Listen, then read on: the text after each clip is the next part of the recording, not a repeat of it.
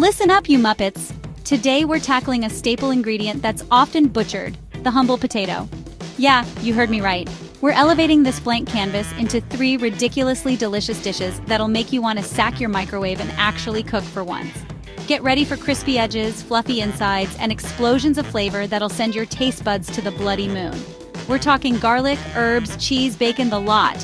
So ditch the takeout menus and grab your aprons, you donkeys. It's time to learn how to cook a potato right.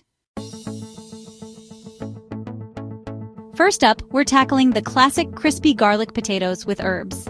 This dish is a staple in many households, and for good reason. It's simple, delicious, and incredibly satisfying.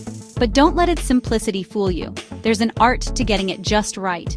Now don't go thinking this is beneath you, because even a simple dish like this can be a bloody disaster if you don't know what you're doing.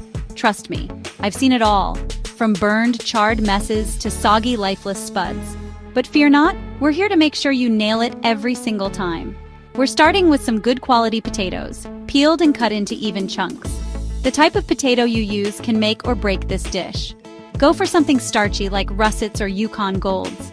These varieties will give you that fluffy interior and crispy exterior we're aiming for. Don't even think about using those watery, tasteless things you get in a bag. They won't give you the texture or flavor you need. Quality ingredients are key here. Get yourself to a proper greengrocer and pick out some beauties. Look for firm, unblemished potatoes. The fresher, the better. Next, we're going to parboil these bad boys. This step is crucial for achieving that perfect texture. Boil them for about 8 minutes until they're just starting to soften. You don't want them fully cooked at this stage. Don't overcook them, you hear me? We want them to hold their shape. Overcooking will turn them into mush, and that's not what we're after.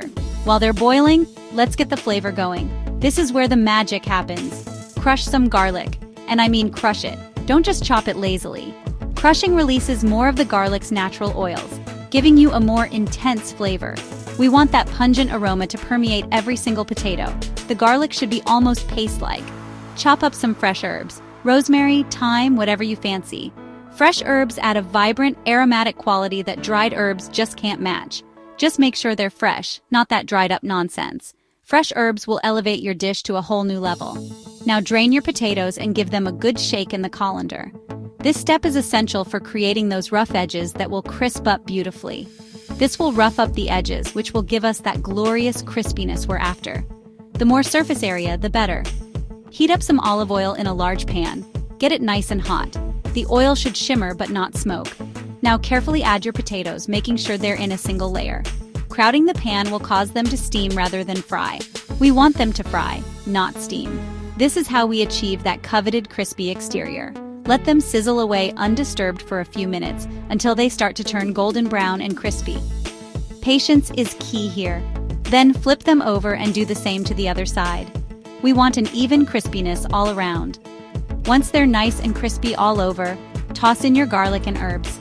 This is where the dish really comes together. Give it a good stir and cook for another minute or two, just to release all those beautiful aromas. The garlic and herbs should be fragrant but not burned. And there you have it. Crispy garlic potatoes with herbs that you simply can't mess up. Next up, we're moving on to potato pancakes. These aren't just any potato pancakes. We're talking about the kind that will make your taste buds dance with joy. These aren't your soggy, greasy diner pancakes, mind you. No, these are a whole different level of deliciousness. These are crispy, golden perfection. First, grate some potatoes. The key here is to get them as fine as possible.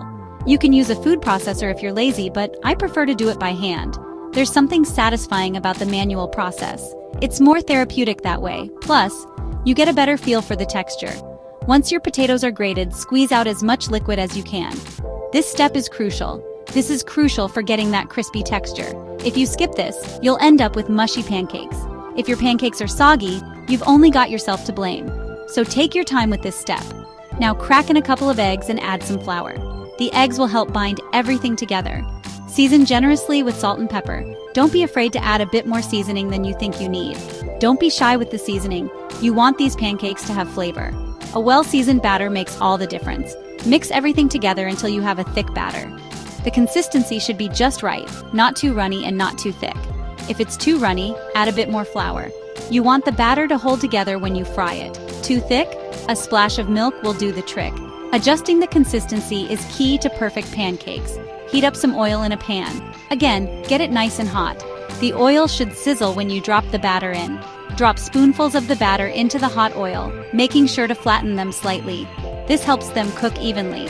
Fry them over a medium heat until they're golden brown and crispy on both sides. This will take a few minutes per side.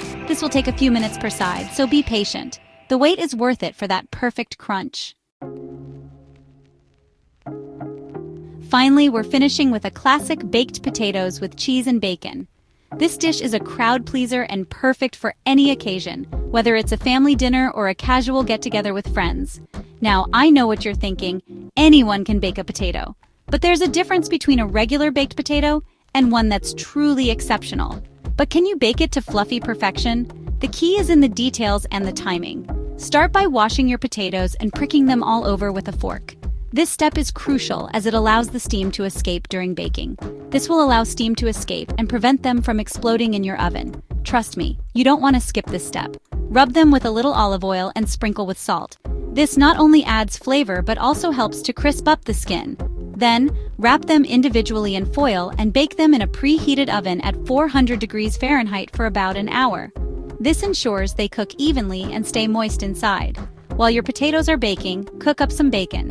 The aroma of sizzling bacon will fill your kitchen and make everyone eager for the meal. Get it nice and crispy because nobody likes soggy bacon.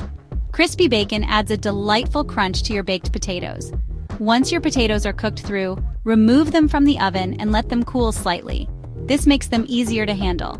Carefully unwrap them. Watch out for the steam. The steam can be quite hot, so take your time. Cut a cross in the top of each potato and fluff up the insides with a fork. This creates a perfect base for your toppings. Now, pile on your toppings. This is where you can get creative and customize each potato to your liking. We're talking cheese, bacon, sour cream, chives, whatever takes your fancy. The combination of flavors and textures is what makes this dish so special. Pop them back in the oven for a few minutes, just to melt the cheese and warm everything through. This final step brings all the elements together. And there you have it, the perfect baked potato. Enjoy this comforting and delicious dish with your loved ones. There you have it, you lot. 3 potato recipes that are guaranteed to impress, even if you're a complete disaster in the kitchen. Remember, cooking is about passion, precision, and not settling for mediocrity. So get in that kitchen and show those potatoes who's boss. Now, if you'll excuse me, I've got a plate of these beauties with my name on it, and trust me, they're bloody delicious.